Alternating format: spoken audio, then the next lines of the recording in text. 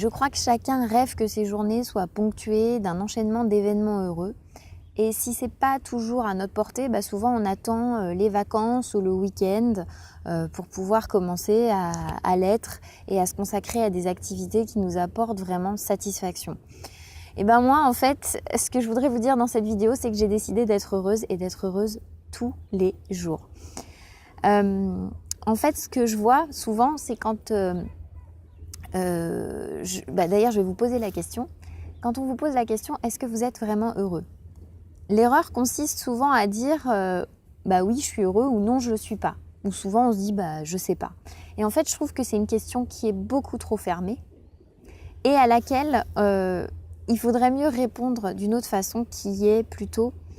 la vraie question à se poser, c'est comment puis-je être plus heureux que je ne le suis ? Comment puis-je être plus heureux que je ne le suis ? Comment puis-je être plus heureuse que je ne le suis ? Et c'est ce que nous allons voir ensemble. Alors en fait, quand je vous dis que j'ai décidé d'être heureuse, j'ai dû passer par des petites choses justement pour modifier ça dans mon quotidien. Et parce que le but, c'est d'être heureuse au quotidien. Donc, au quotidien, il a bien fallu améliorer des choses. La première chose en fait que j'ai faite, et c'est pas toujours facile, c'est j'arrête de râler. J'ai lu le bouquin en fait, j'ai écouté le bouquin audio de Christine Lewicki qui s'appelle J'arrête de râler en 21 jours. Et alors ça a été un truc, j'écoutais ça dans ma voiture, je trouve ça extraordinaire. J'arrête de râler, ça a été... on a envie de se lancer dans le défi. Et je me suis rendu compte à quel point je râlais, parce que je suis quand même une râleuse professionnelle, je tiens à le dire. Je tiens ça de mon papa d'ailleurs. Et d'ailleurs, papa, coucou si tu me vois. Et je suis une grande râleuse, c'est vrai. Donc à partir du moment où je me suis rendu compte de ça, je me suis rendu compte de l'impact aussi négatif que ça avait et sur moi et aussi sur mon entourage. Et alors je sais que ça se voit pas toujours sur les vidéos, mais oui, je râle. Et à partir de ce moment-là, je me suis dit ok, c'est bon, je m'y mets. Donc j'ai commencé juste par observer évidemment avant de modifier, observer, accepter aussi ce qui se passe. Et à partir de là, maintenant que lorsque j'en ai plein des occasions de râler, parce qu'on en a énormément, et peut-être que je ferai une vidéo là-dessus, on a plein de raisons de râler tous les jours, pour des choses vraiment ou pour lesquelles on a peut-être raison de râler. Mais le fait de se dire je vais peut-être pas râler là, ou je vais râler juste intérieurement et je vais voir ce qui se passe. Et effectivement, ça apaise beaucoup les choses et du coup, il y a moins de négativité dans le quotidien. J'apprends beaucoup plus à apprécier les choses, en fait, les petits moments savoureux du quotidien. Donc, j'arrête de râler, c'est un bon challenge. Pendant 21 jours, c'est vraiment intéressant. Évidemment, ça revient, donc il faut être vigilant tout le temps. Mais c'est vraiment, vraiment, pour le coup, c'est une belle expérience. Ça, c'est la première chose que j'ai mise en place. La deuxième chose, c'est choisir entre sa zone de génie et sa zone d'excellence. Alors ça, c'est une notion qui est intéressante, dont j'avais déjà entendu parler il y a quelques années et que je mets maintenant, que j'ai décidé de mettre de plus en plus en place depuis quelques temps.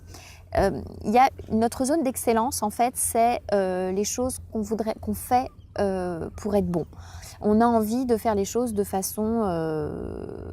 presque parfaite, je dirais. On a envie de viser l'excellence, on a envie d'être... quelque part, on a envie d'être aimé. Souvent, pour moi, la zone d'excellence, je considère qu'on se met une pression très importante pour pouvoir mettre des choses en place, que ce soit dans notre vie professionnelle, dans notre vie privée, ça peut être notre vie familiale, etc. On a envie d'être excellent. Et souvent, on a envie de le faire par rapport aux autres. Donc, c'est pas forcément par rapport à soi. Ça, c'est la zone d'excellence. Je trouve que c'est une zone qui est... on vise le top niveau. Et ça peut être très stressant. Alors que lorsqu'on vise sa zone de génie, et c'est là que c'est intéressant, la zone de génie, ce sont nos talents. Ce sont les choses qu'on arrive à faire finalement facilement, pour lesquelles on a un vrai talent pour le faire. Ça ne va pas être compliqué, ça ne nous demande pas une pression énorme. Et cette zone de génie, en fait, c'est notre talent, mais même imparfait. C'est-à-dire qu'on ne cherche pas à être parfait, on cherche à être dans notre talent, tout simplement, à exprimer ce qu'on est vraiment et la facilité avec laquelle on le fait. C'est tous nos petits dons, c'est les choses qu'on n'a pas, où on n'a pas eu de difficulté, en fait, pour les faire. Ce sont les choses aussi peut-être pour lesquels on peut être aussi amené à vous demander un service où on vous demande souvent de réaliser, vous avez les compétences pour le faire. Et souvent, ça se fait assez naturellement et les gens vont venir vous voir et vous demander ces choses-là de façon naturelle. Donc ça, voilà, vous êtes dans votre zone de génie. J'en parle parce que du coup, on vise beaucoup plus l'excellence. On est dans une société où on vise l'excellence, on se met une pression. Et comme je le dis souvent par rapport aux autres, c'est souvent une des causes du burn-out aussi. Alors que lorsqu'on vise sa zone de génie, on est dans ce qu'on aime faire, on est dans notre plein potentiel. Donc c'est ça qui est intéressant. Ensuite, quelque chose que j'ai mis en place et qui m'a vraiment aussi beaucoup aidé, j'en ai parlé donc dans une autre vidéo qui s'affichera ici, je crois. C'est le cahier de gratitude. La gratitude, chaque jour, au quotidien, elle permet vraiment de savourer la vie, de donner des clés en fait pour se sentir beaucoup plus heureux. Et au final, ça se fait automatiquement. À la fin, on n'a même plus besoin de chercher à savoir pourquoi on a de la gratitude au quotidien. Donc le cahier de la gratitude, je le recommande à tout le monde et d'aller voir la vidéo. Moi, je peux plus m'en passer. Ensuite, une autre petite chose qui peut avoir son importance aussi, c'est se concentrer sur ce qui marche ou ce qui a bien fonctionné.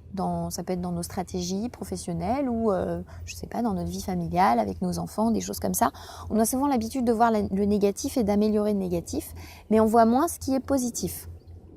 Donc c'est tirer vraiment les leçons positives de ce qui se passe et d'améliorer au fur et à mesure de plus en plus les systèmes. Donc c'est vraiment passer à l'action, voir ce qui fonctionne et se concentrer uniquement sur ce qui a marché. Pas laisser tomber ce qui ne fonctionne pas et vraiment se concentrer sur ce qui marche, renouveler sans cesse. C'est ce que j'essaye de faire par exemple dans mes vidéos, dans cette chaîne YouTube, dans mes formations. Améliorer continuellement le système. Une autre chose aussi, c'est oser être brillant. Alors ça, c'est pareil, oser briller. Ça, c'est une notion qui a toujours été un petit peu difficile pour moi, puisque à la base, pour moi, briller, c'était faire de l'ombre à l'autre. Alors que briller, en fait, c'est vraiment développer son plein potentiel, c'est faire briller sa lumière intérieure, c'est faire briller son feu sacré. Et en aucun cas, c'est faire de l'ombre à l'autre. C'est au contraire ramener son potentiel pour les autres, pour inspirer les autres, pour aider les autres, pour servir à la communauté, pour exprimer sa lumière parce que ça nous rend heureux et ça va aussi impacter les autres. Et ça, oser être brillant, je trouve aussi que c'est une notion qu'on ne nous a pas appris et que souvent on est dans la compétition. D'ailleurs, dès l'école, on est dans la compétition, dès notre plus jeune âge. C'est pour ça que les écoles alternatives fleurissent de plus en plus et Dieu merci. Voilà, donc du coup, oser être brillant. Voilà, je vous le dis aussi, moi je me le dis, je me le dis même plus maintenant, c'est une philosophie et je l'applique et même si c'est pas parfait, on s'en fiche parce que c'est pas la question. Enfin, une dernière chose, et non des moindres, là pour le coup elle aide vraiment à tenir au quotidien et surtout dans les périodes un petit peu ternes ou les périodes de grands changements, c'est instaurer des accélérateurs de bonheur. Les accélérateurs de bonheur, c'est quoi ? C'est une petite bougie dans le noir qui vient éclairer en fait notre quotidien. C'est en fait, ça va être des générateurs de transformation parce qu'en période de changement, ils vont maintenir notre motivation. Ça peut être de quelques minutes à quelques heures, ça peut être tous les jours, ça peut être une fois par semaine, une fois par mois. Donc avant de vous donner mes accélérateurs de bonheur, je vais un peu vous donner la définition classique. Ce sont en fait des petites activités longue ou quelques minutes où vous allez y trouver du sens et du plaisir. Ça va vous donner un bénéfice immédiat et ça va vous donner un bénéfice futur. C'est là, pour moi, qui est le secret de l'épanouissement. Ce sont des moments qui vont être très inspirants, qui vont être revigorants, qui vont vous permettre de retrouver une certaine motivation. En fait, ça va vous donner une raison de vous lever le matin. Ça va être refaire les stocks, donc de motivation. C'est intéressant en période de pourquoi je fais ça, à quoi bon. Et le fait de faire ces petites choses-là, vous vous posez même pas la question, vous les faites tout simplement. Ce sont vos petits accélérateurs de bonheur, vous savez qu'ils sont là, qu'ils sont calés dans votre agenda parce qu'il faut vraiment se les caler dans l'agenda, sinon on les fait pas. Et je vais vous donner les miens. Ça va être donc me lever plus tôt le matin, donc me consacrer à mes petites routines matinales. Vous avez déjà vu, je vous ai mis des quelques vidéos là-dessus.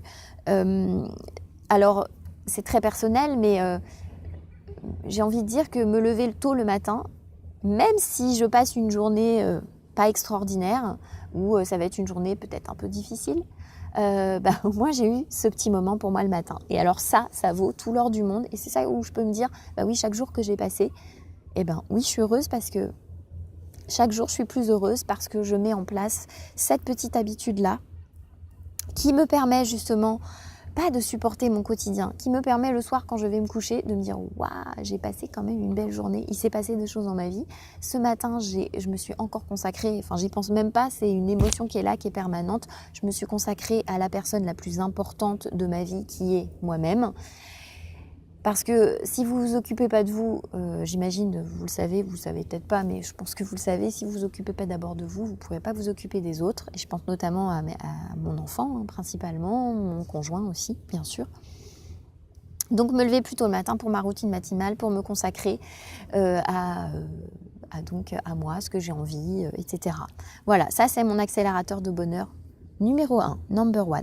Le deuxième, c'est mes 2 heures hebdomadaires de cours de chant à l'hôpital de jour. Ça m'apporte un tel bien, où j'y trouve énormément de sens parce que je vois tout l'intérêt du chant dans la thérapeutique. J'y trouve un sens parce que j'apporte quelque chose aux gens, j'ai l'impression d'apporter de la valeur, j'ai l'impression d'être utile et ça me provoque énormément de plaisir. Voilà. Le sport aussi, régulièrement, enfin au moins, tout du moins minimum une fois par semaine, j'y vais donc avec mon conjoint, c'est aussi un moment qu'on partage ensemble. On fait de la musique ensemble, donc c'est aussi assez énorme. Voilà, mais le sport, voilà, c'est mon moment aussi à moi où je me recharge les batteries, je refais le stock de motivation quand je suis en cours, quand je suis sur les machines. Et puis après le hammam, c'est le moment aussi plaisir, de se reposer, de recharger aussi les surrénales, voilà, parce que le hammam, je trouve qu'en période de fatigue, pour relancer les surrénales, c'est très important. Faire des vidéos, c'est un vrai plaisir et j'y trouve du sens, les vidéos que je suis en train de vous tourner actuellement. Et puis une fois par mois aussi, aller à un cercle de femmes ou m'offrir un stage de danse.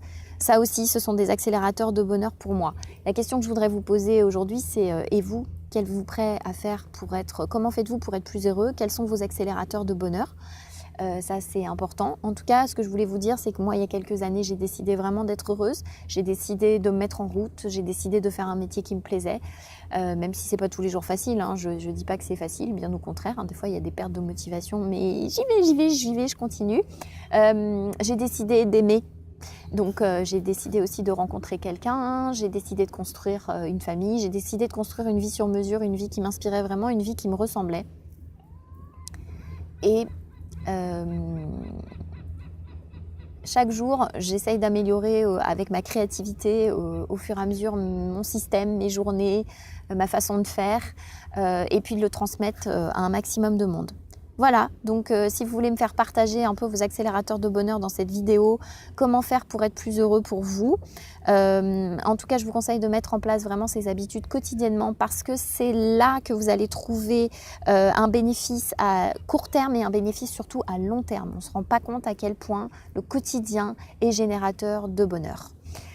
Je vous souhaite plein de bonnes choses, plein de bonheur pour cette semaine et puis je vous dis à très bientôt. Bye bye.